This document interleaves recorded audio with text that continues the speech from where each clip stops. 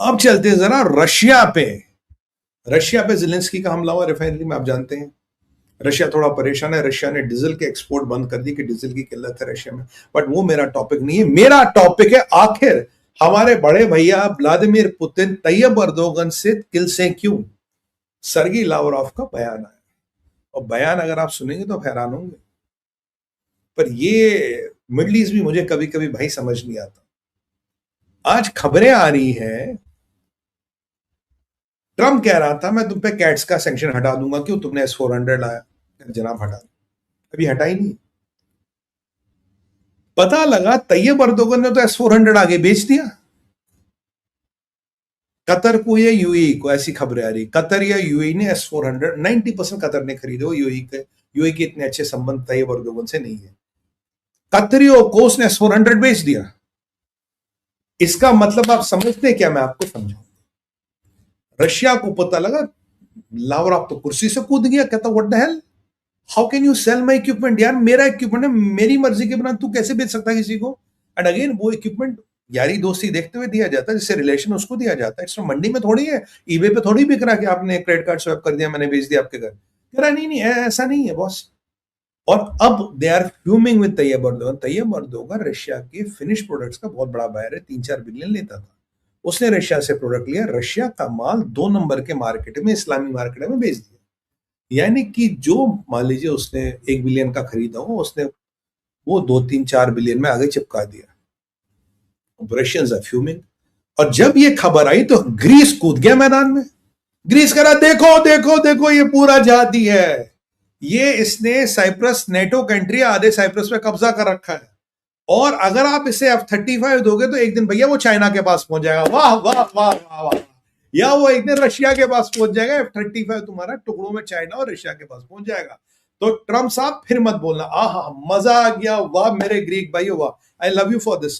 क्या टाइमिंग है तुम्हारी, fantastic timing, you got into the picture at the right time. बोला साहब ये हथियार साहब ये बेच देगा रशिया और चाइना को। जब ग्रीस ने ये बोल दिया मामला खराब। फिर साइप्रस आया, फिर अमेरिका के सेनेटर बोले, कहता भाई साहब ट्रम्प साहब ये तो अप्रूवल ही नहीं होगा कांग्रेस में। F-35 99% तैयब अर्दोगन को नहीं मिल रहा, ट्रम्प उसको लॉलीपॉप दे के आया, पर तैयब अर्दोगन किलसा हुआ। अब ग्रीस कह रहा जो सिंगल इंजन वाला जहाज है कान, उसका भी इंजन तैयब अर्दोगन को नहीं मिलना चाहिए, क्योंकि वो रीजनल सुपीरियरिटी को खत्म करेगा। इनका स्टेटमेंट रुका ही था, तो नेतन्याहू पिक्चर में। नेतन्याहू कह रहे कोई भी ऐसी डील जो रीजन की एयर सुपीरियरिटी को अपसेट करती है, क्योंकि इसराइल की नेशनल सिक्योरिटी के लिए एयर सुपीरियरिटी बड़ी इंपॉर्टेंट है। अगर वो अपसेट होगी तो इसराइल की नेशनल सिक्योरिटी कॉम्प्रोमाइज में आएगी। तो मतलब मोटा मोटा मिलके इसराइल ने, ज्यूइश लॉबी ने, ग्रीस ने, साइप्रस ने और यूरोप की कुछ शक्तियों ने तैयब अर्दोगन का बैंड बजा दिया। और जितने से पैसे खर्च किए थे जनरल रूथ के साथ लॉबिंग करने में, उसको अपने पालने में लेने पे, वो हो गया। और यहाँ रशिया किलस गया, कहता बेटा तूने S-400 किसको बेच दिया भैया, बता कितने में बेचा है। अगर बेचना हम बेचेंगे ना, तू काय को बेचेगा। And Russians didn't even know किसने S-400 बेच दिया। बड़ा इंटरेस्टिंग होने वाला। अब Russia, Putin will not be very happy about it. अच्छी बात है, ठोकना चाहिए। और जब तुर्किया को लगा हम तो बेटा हम फंस गए, पैसे वैसे हमारे पास है नहीं, कंगले शहनशाह, तो तुर्किया ने उतारा फिदान हकान। फिदान हकान कह रहा है कि जी इसराइल से हमारा कॉन्फ्लिक्ट नहीं होगा। क्यों नहीं होगा, कह रहा है इसराइल में कुछ समझदार लोग भी है, सब लोग पागल नहीं नेतन्याहू की तरह। तो नेतन्याहू को पागल कह रहा है, और वो लोग समझते हैं कि उनकी भलाई नहीं है तुर्किया से भिड़ने में, यानी कि वो इसराइल कमजोर है हमारे साथ, वो ये स्टेटमेंट देना चाहता है।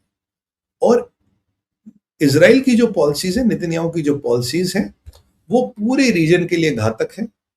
और इसराइल का प्रेजेंस सीरिया में, इसराइल का प्रेजेंस सीरिया में is a national security threat to Turkey.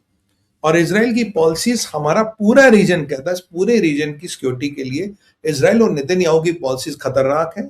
और अगर इस पूरे रीजन की सिक्योरिटी को देखना है, इसराइल और नेतन्याहू की पॉलिसीज को बदलना चाहिए, उनको खत्म करना चाहिए। We should get rid of them. और इलेक्शन आने वाला है, और जबकि इलेक्शन आने वाला है तो आपको लग रहा है कि आपको एक एनिमी बनाना है, आप इसलिए तुर्किया को एनिमी बना रहे हो। तुर्किया आपके चक्कर में नहीं। बेसिकली दे आर सेइंग कि अगर इसराइल में एक ऑल्टरनेट पावर है, अपोजिशन, इसराइल की अपोजिशन को दाना डाला जा रहा है, आप खड़े होइए, हम आपको साथ देंगे, रीजनल पीस की बात करेंगे, नेतन्याहू की दुकान बंद करेंगे, बोलेंगे लड़ाई खत्म करेंगे। और तभी तैयब अर्दोगन ने एक और पत्ता खेला। जोसेफ आयोम नहीं, नजफ, लेबनान में प्रेसिडेंट क्रिश्चियन, प्राइम मिनिस्टर मुसलमान और स्पीकर शिया, ये कॉम्बिनेशन होता है। ये जो शिया स्पीकर था ये ईरान के पेरोल पे था, इसको 5 लाख डॉलर मिलते थे, हिजबुल्लाह को पूरा संरक्षण देता, और हिजबुल्लाह डोमिनेटेड क्षेत्रों से जो लोग एमपी चुन के आते थे उन्हें हिजबुल्लाह एमपी कहते हैं, क्योंकि वो हिजबुल्लाह के सपोर्ट से चुनता, हिजबुल्लाह कैंडिडेट डिसाइड करता था, वो हिजबुल्लाह का पक्ष रखते थे। तो Hezbollah had indirectly infiltrated Lebanese parliament.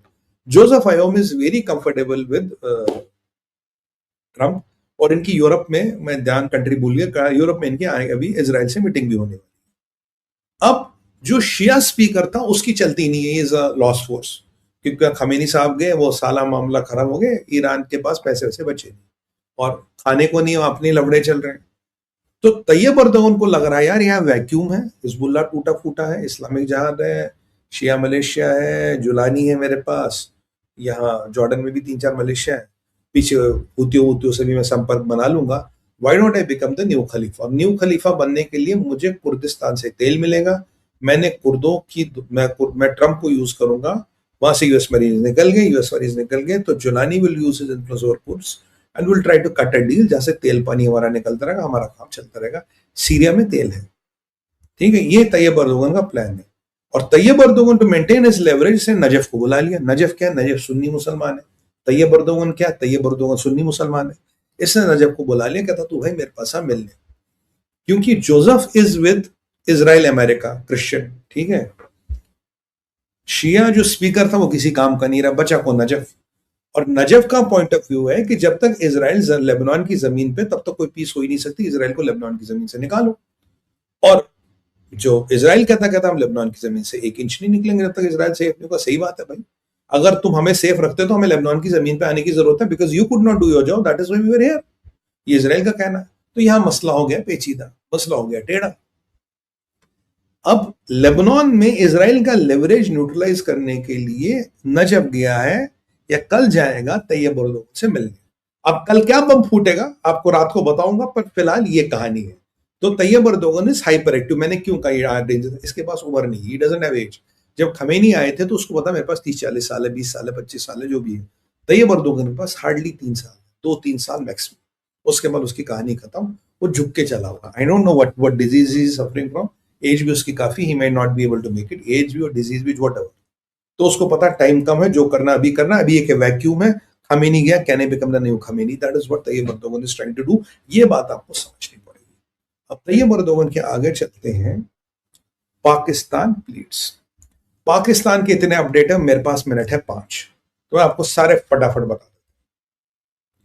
पहली बात है, मुल्ला मुनीर फिर दलाली करने लगा है, फिर ये मीडिएशन कर रहा है, क्योंकि उसे पता है कि दुकान तब तक चलेगी जब तक मैं दलाली करूंगा, उसके अलावा दुकान नहीं चलेगी। नहीं तो अमेरिका मुझे जूते की नोक पे भी नहीं रखता। टॉयलेट पेपर भी वो फ्रेंच यूज करते हैं, पाकिस्तानी टॉयलेट पेपर भी हम अमेरिकनों को बोलो वो यूज नहीं कर, बोलो यार घटिया भाई, इन्फेक्शन हो जाएगा यार, इन्फेक्शन से भी मुझे अभी बात करनी है। पाकिस्तान की मीडिया में 2-3 खबरें चल रही। पाकिस्तानी लोग कह रहे भारत ने तुम्हारा पानी रोक दिया, IWT में तुमने क्या उखाड़ लिया। जब मोदी जी यहाँ आए थे तब तो तुम बड़े चौड़े में हो गए थे, कह रहा जो मोदी गद्दार उसका यार गद्दार। अब तो मोदी छींक लेता तुम्हारी ठक हो जाती, जहाज उड़ाता मिसाइल ना आ जाए, ये ना आ जाए, वो ना, मोदी ने ये कह दिया। भाई पाकिस्तान के मीडिया पे पाकिस्तानी पॉलिटिशियनों से ज्यादा मोदी पे खबर होती है।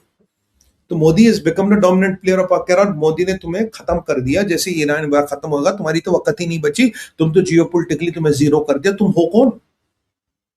कह रहा मोदी के पैरों में गिर जाओ कि मिलिट्री मुनीर तो कुछ कर नहीं पाएगा, इसकी औकात है नहीं। और मुनीर के बारे में जो खुलासा आया मैं आपको बताने वाला हूं, ये पाकिस्तान का मीडिया क्लेम करता। और जो मैंने इसके कर्मकांड आपको गिनाए पुराने, वो आपको याद ही हो गए, कल 2 नए हैं। कह रहे हैं कि IWT को लेके आज कल आपने देखो पाकिस्तान का रेटोरिक कम हुआ। पहले मिसाइल गिरा देंगे, करा देंगे, आओ करा देंगे, आज ना ठक हो गई है इनकी, कुछ नहीं बोलते आजकल। क्यों नहीं बोलते?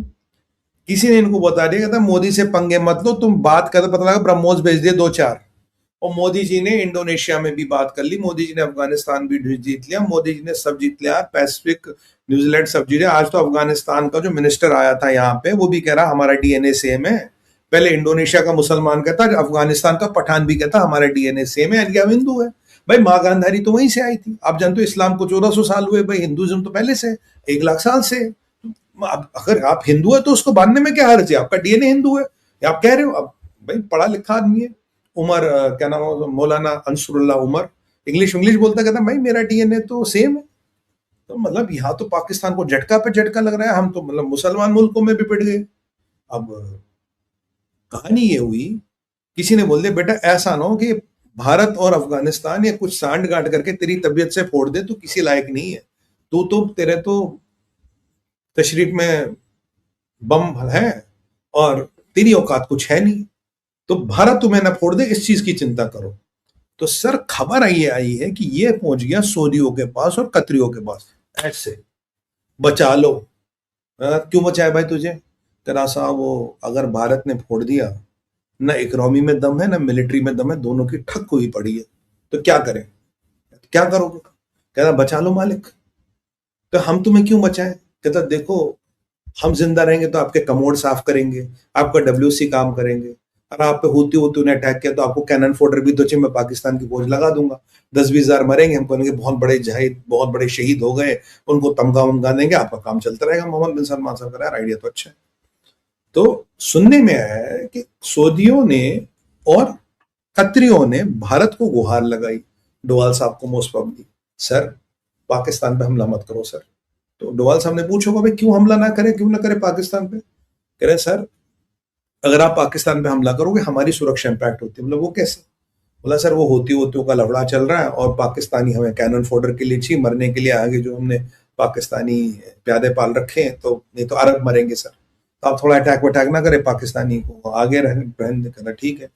कतर कह रहा साहब ईरान ने तो हमारी वैसे लगा रखी है, अगर पाकिस्तान भी गया आपने ठोक दिए, हमारा मीडिएटर भी गया, हम तो डिफेंसलेस हो जाएंगे, हमारी अर्थव्यवस्था हमारी सुरक्षा सब खतरे में पड़ जाएगी। सर आप कृपया मोदी जी से निवेदन करें कि फिलहाल पाकिस्तान को ना ठोके, ये ईरान वीरान वाला मसला ठीक हो जाएगा, फिर जो मर्जी करो। अब पाकिस्तान को वही सिंगापुर का एम्बेसडर तो कह रहा था आज भी पाकिस्तान खत्म, कल भी खत्म, आज भी डूबेगा कल भी डूबेगा, आई एग्री विद हिम। तो कह रहा सर आप ये जरूर जरा आपसे इल्तिजा, तो Saudis and Qataris have been pleading India for Pakistan, साहब इनको छोड़ो।